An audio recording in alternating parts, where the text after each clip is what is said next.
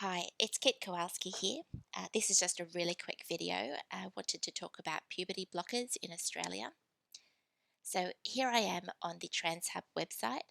Now this is an information hub that is sponsored by ACON, and they are the peak advocacy body in Australia for LGBTIQ issues. So this page puts together a lot of informational resources for transgender medicine. Now here I am on the puberty blockers page. And I'm going to go down now to where they list the puberty blockers that are generally given to adolescents. Now it notes here that these are children in Tanner stage 2 to 3 of development. So that's starting at around the 10 years old. So there are 3 drugs that they list. There's Goserelin, Luprin, and Triptorelin. I'm going to go over now to the pharmaceutical benefits scheme page for each of those drugs. So in Australia, we have subsidised medicines, and this is managed under what we call the Pharmaceutical Benefits Scheme, and the PBS, they subsidise medicines for certain purposes, so that it's a way of controlling medicine, and so that medicines aren't being abused for sort of off-label purposes. So just having a look at Goserelin. Now it says here that this is a restricted benefit, and there are a couple of reasons that it is authorised for use. So I'm going to read these out now. The first is carcinoma of the prostate, and it must be locally advanced stage C or metastatic stage D, so very advanced prostate cancer. It's also available for endometriosis, but only when the condition is clinically, visually proven.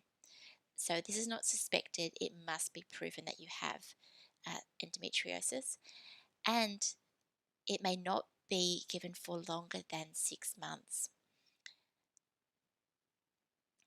With an additional note that only one course of not more than 6 months therapy will be authorised.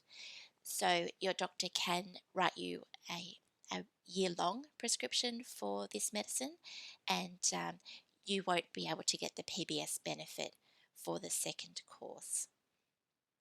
So this is very restricted.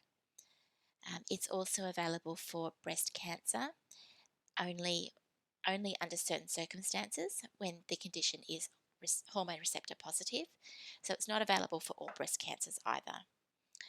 And it is available for anticipated premature ovarian failure. And again, there's restrictions. So the patient must be receiving treatment with an alkylating agent for a malignancy or an autoimmune disorder that has a high risk of causing premature ovarian failure. And the patient must not receive more than 6 months of treatment for this condition in a lifetime. So very, very restricted medicine. And also it's not given for postmenopausal women either. So you can only really get this one in limited circumstances unless you're a 10-year-old child who wants to block their puberty. Now just going over to Leuprorelin, or Luprin as it's known.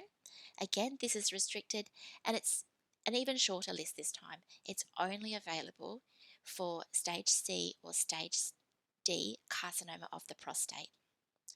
So again, you can only get this if you have very advanced prostate cancer or you're a 10-year-old child who wishes to block their puberty.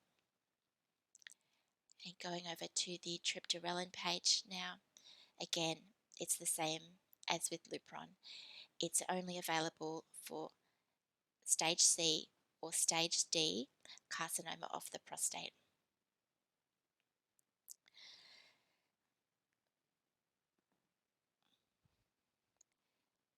So just having another look back at the TransHub page now, and it confirms here that these medicines are given every 10 to 12 weeks, every 3 to 4 months, every 5 to 6 months, while the puberty blockade is in place.